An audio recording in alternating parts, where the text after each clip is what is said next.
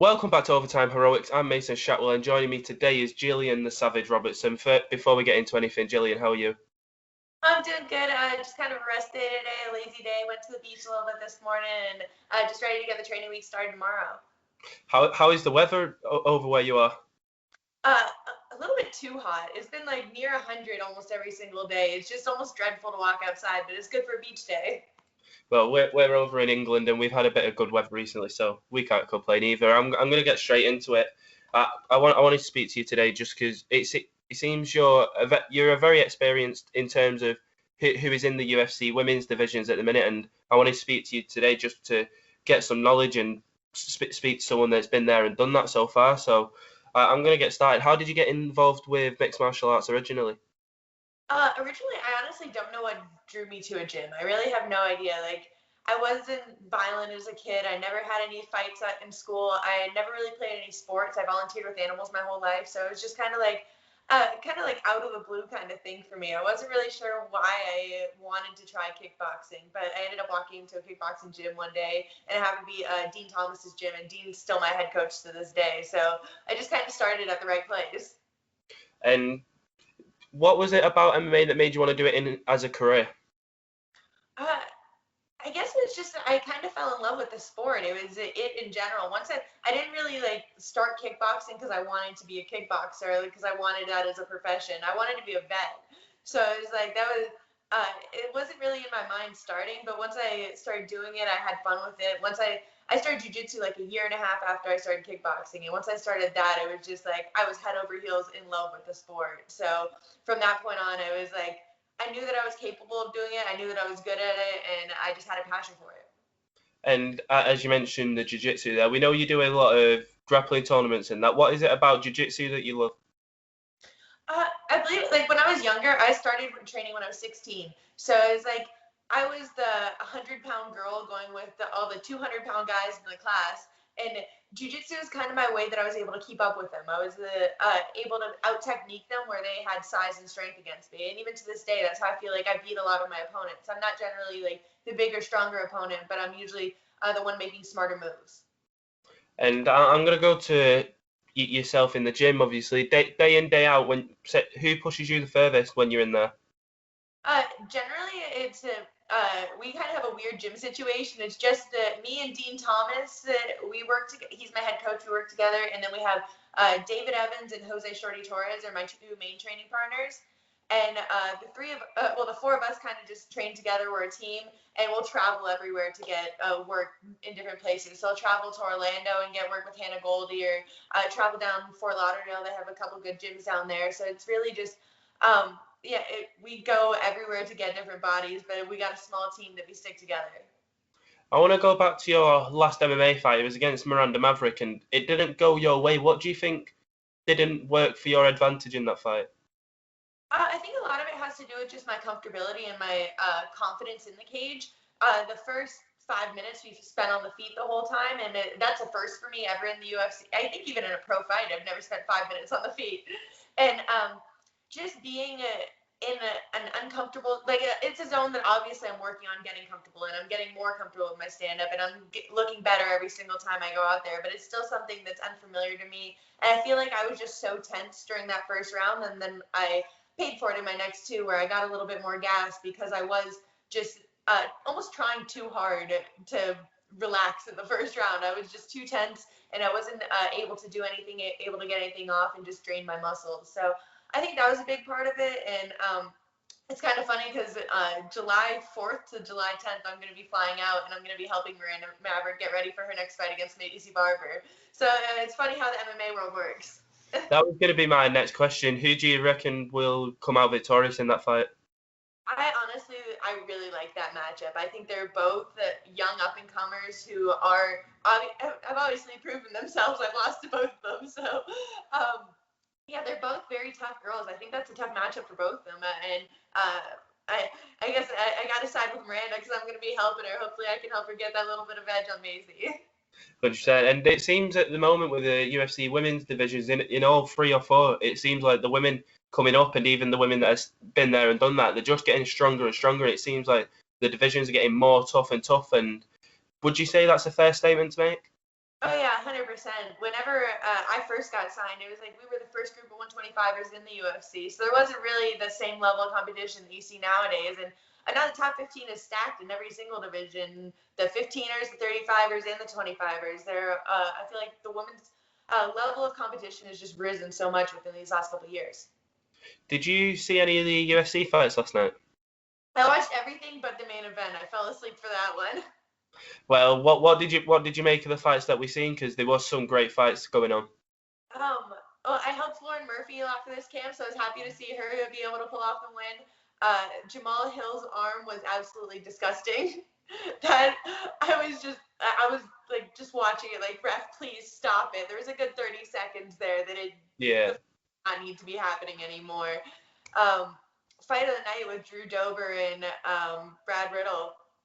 That was absolutely incredible. Till the last second, they were just banging it out. So that was an awesome fight to watch. And I feel like even though Nate Diaz lost 24 minutes of the fight, everybody's still like, oh, he won the fight. Like, he's the best. He just, no matter what, if you're a Nate Diaz fan, you gotta love him. Even if he's not winning, even if he's not, he's just going out there and he's fighting his fight and he's having fun. He's a character himself. 100%. I wanted to get your thoughts on the Nate Diaz fight actually, because I've seen a lot of places online that have been saying that Leon, yeah, he won 24 minutes of the fight, but that 1 minute where he got rocked by Nate Diaz may have cost him a title shot next in line. But would you say after Colby Covington faces Kamaru that Leon should be in line, or do you think after that fight he shouldn't? Oh yeah, 100%. There's no question that Leon's in line for the title shot after that. I feel like they've put him off of it for way too long, and a lot of it's just been bad luck on his side too. Like Kaz not getting COVID, or even with Bilal Muhammad, the accidental eye poke. Just a lot of bad luck on his side. But he definitely deserves this title shot after that. I think that's 8 wins in a row. Yeah. Well, obviously, before the main event, we had the co-main event. Was you surprised by the results? I've seen a lot of people were. Yes and no. I felt like it could have gone either way. I'm a huge Moreno fan, so I was rooting hard for him. And yeah, to see him come off with a win and just all the emotion in it, you can see how much it means to him to be able to reach that point, and he's just really achieved his dreams. And it's like that. I can't wait to feel that. It's really inspirational. I remember watching last night, and some of the stats were coming up on the screen. And I think it was when it was the Lauren Murphy and Joanne Calderwood fight, and it came up with the most wins of the UFC women's flyweight division, and you're number 4 with 4 wins in the division. So does that feel good knowing that you are amongst the names of the top girls in that division? Oh yeah, 100%. I currently, I think I have the most. I'm tied with the most submissions in women's UFC, and then I'm just under Valentina for the most wins. So it's like I think Chukagan's tied with her, and I'm tied with Lauren now. So it's like we're just under Valentina, and she's a champ. So it's like I can't ask for much more than that. Hopefully, I'll be able to get a couple fights under my belt before the end of this year, and be able to pass her. My next question was going to be, when do you think we will see you back in the UFC octagon? I'm not really sure yet. Coming off of 2 losses, it's like I've kind of taken some time to just take a step back, and I really need to work on a lot of things, work on my skills, and just build my confidence to be able to get back in there. So we're looking definitely before the end of the year. I want to at least get 2 in before the end of the year, but probably at least a month or 2 away. 100%. And I wanted to ask about that. Obviously, as you mentioned, you are on the 2-fight skid, and after that, how does one feel after being on that skid and still going to the gym every day? How does it affect you? Does it affect you mentally going into the gym? Not necessarily. I don't feel like win or loss, I go into the gym the same every single time. I'm back to work. If I win, I'm back to work on Monday. If I lose, I'm back to work on Monday. I'm always. It's the same thing for me. I know I'm on the same path and the same track, and sometimes the road isn't what you expect it to be, but no matter what, it's the same destination. So I'm still headed towards the belt. Do you have any names in mind that you'd like to test yourself against when it comes to the time you stepping back in there? I guess not really at the time being. I think like coming off 2 losses, I don't really have a choice to be picky. I can't be calling out anybody that any of the bigger names, any of the tougher challenges. I could just kind of take whatever the UFC gives me and be ready to fight. And as we was talking about the fights last night, it seems now Lauren Murphy could be next in line for a title shot against Valentina. How would you see that one going? Because I'm sure that would be a great fight between the pair. I definitely think it'd be a great fight, but Valentina's elite. You know, she's next level right now, and I think it would definitely be a tough fight for Lauren. But it's not a winnable fight for her either. But Valentina is definitely a tough challenge for any girl in the division at this moment. I wanted to ask just one more about other people's fights. In a 3 or 4 weeks, I believe we've got the Conor McGregor Poirier trilogy. How do you see that one going? I think that one's a toss-up too, but I gotta go with Poirier. I think he's just a cleaner boxer and is a little bit more invested in the sport at the time. Conor's got a million other business projects that he's working on, and if you want to fight at the elite level of the sport, it's got to be your main focus. So I think it showed last time whenever they fought that Poirier was able to figure it out and slow him down and get the TKO, and I think we're going to see the same thing this time. I want to go back to the start of your UFC career. How did your involvement with the UFC come about? When I was 3-2, well, I was actually 2-2 as a professional, and they released that they were going to do the Ultimate Fighter it was actually originally for 115 and 135ers. Then last minute they changed it to 125 and decided to open up the 125-pound division. But I was 2-2, and you had to have a winning record to do it. So I was just like searching for a fight, like trying to find something, like anybody. I'm like, I just need a fight before this date so I can try out for the Ultimate Fighter. And I got a fight the week before the tryouts. So I fought 1 week. I remember my 22nd birthday was in the middle of the week, and then I tried out for the Ultimate Fighter at the end of the week. So it was like all in 1 week. It was a pretty awesome week for me, seeing that I went in, I tried out, and ended up getting – I was so surprised that I even got through all the interviews and everything like that and made it that far. And it was honestly just like a dream come true, the whole experience. What was the application and tryout process like for the Ultimate Fighter? It's more like, I guess, personality a lot, is it? They do watch you compete, but not too much. Like, they had us do a 3-minute grappling round with one person, which really you can't see too much in. And then they had us do like 3 minutes of pad work or something like that. But I remember my grappling round, I subbed the girl twice. And then the pad work round, I was frustrated with that one, but I did enough in my grappling round to make it to the interview, so I was happy with that.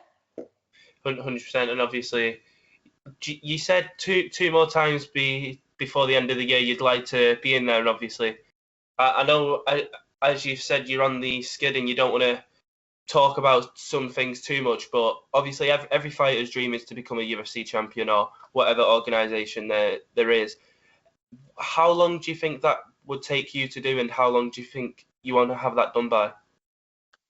I definitely feel like coming off these 2 losses, I've learned a lot about myself and where I need to be and what I need to do mentally to go into the cage. I'm a very socially awkward kind of person, so it's like for me to go literally half naked in a cage and fight in front of the world is like a really big step. So it's like just getting used to being in the competition mindset, and like that's why I feel like girls like Miranda or Macy have had the advantage over me because they've competed their whole life. They're used to being on that big stage. They're used to being the center of attention, where I never have at all. Mm-hmm. So that's all such a new experience for me. But I've started working a lot with a sports psychologist and a mental coach. So it's like I feel like I'm really pulling things together, really getting the confidence that I need to be able to execute the fighter that I am. Because I feel like a lot of times I go out there and I don't fight to my best ability just because I'm holding myself back. And obviously, MMA is a sport that takes place all over the world. What is the favorite place that your career has taken you?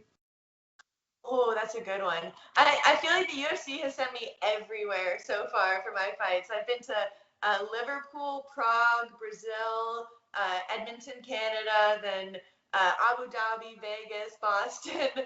I've just kind of been all over the world. I got to go train out in Italy for a month too before, and that was an absolutely amazing experience. I've had great experiences everywhere. Liverpool is probably where I've met the coolest person, which is Molly McCann, one of my previous opponents, and now probably one of the coolest people I know. So that was definitely a dope experience. There's little bits you can pick up from everywhere. I was going to ask, what was your experience like in Liverpool? I feel like during fight camp, like when you go there for a fight week, it's so hard to really be invested into looking at the city and things like that. It's like I'm worried about my weight cut and just thinking about a girl gonna punch me in the face in a couple days. But it was probably one of the most welcoming cities. Like, obviously, walking in there, I got booed, but walking out, everybody was very humble, very, like, I went out to a couple bars with my brother after, and it's like, everybody's like, oh, yeah, I saw you fight tonight. It was, like, the most, like, welcoming and fun crowd, I would say. And then me and Miranda Maverick, we were scheduled to fight once, and then I got food poisoning. Whenever I was scheduled to fight her that time, Molly was actually planned to be in my corner that time. So it's a cool friendship that we kind of built out of fighting each other. I was going to ask what went on when obviously your fight with Miranda got pulled the day before, I believe. It got pulled the morning of. I woke up on fight day and it was at like 4 a.m. and I was just puking until like about 12 o'clock. And then I was supposed to be downstairs asleep for the fight at 1 o'clock. So it was just cutting it a little bit too close, and I'm assuming it was food poisoning. I just woke up that morning and just felt absolutely terrible. So I had to be pulled from that fight, but obviously we still ran it back. So I'm happy that we at least got the chance to do that. And as we've seen in plenty of your fights, you are a straight savage in the cage, but who gave you the nickname in the first place? That was my head coach, Dean Thomas. When I was, it was when I was making my first amateur fight. So I was like 18 years old. He wrote an email out to my whole team saying how I'm as quiet as a mouse, but when I walk into the cage, I turn into a savage. And then a couple of my teammates just kind of stuck with it after that. I've just got a couple more. Obviously, one more for myself is I've got my first amateur fight coming up in 2-3 weeks. If you was to give someone like me a piece of advice going into a fight, what would it be? Just try to be. I feel like a lot of people, they gotta try to like hype themselves up or things like that. But it's about your focus. It's about being calm and just going in there and doing what you do every single day in the gym. It's a glorified sparring session. So it's about having fun. This is what you do to have fun every single day. It's like enjoy it and try to take in every single minute of it and love it. 100%. And do you have any shout outs or sponsors you want to give before we end today? I just always shout out my team, the firm, which is Dean Thomas, Jose Shorty Torres, and David Evans. They're my main training partners and my head coach, so they always got my back. And how can people find yourself on social media? If you want to go on Instagram or Twitter, it's at savage_UFC. And last thing, it's not a question. I just wanted to say thank you so much for your time today, Gillian. It's been a pleasure, and I'm happy I've managed to speak to you now. Thank you so much. It was a pleasure talking to you. Thanks, Gillian.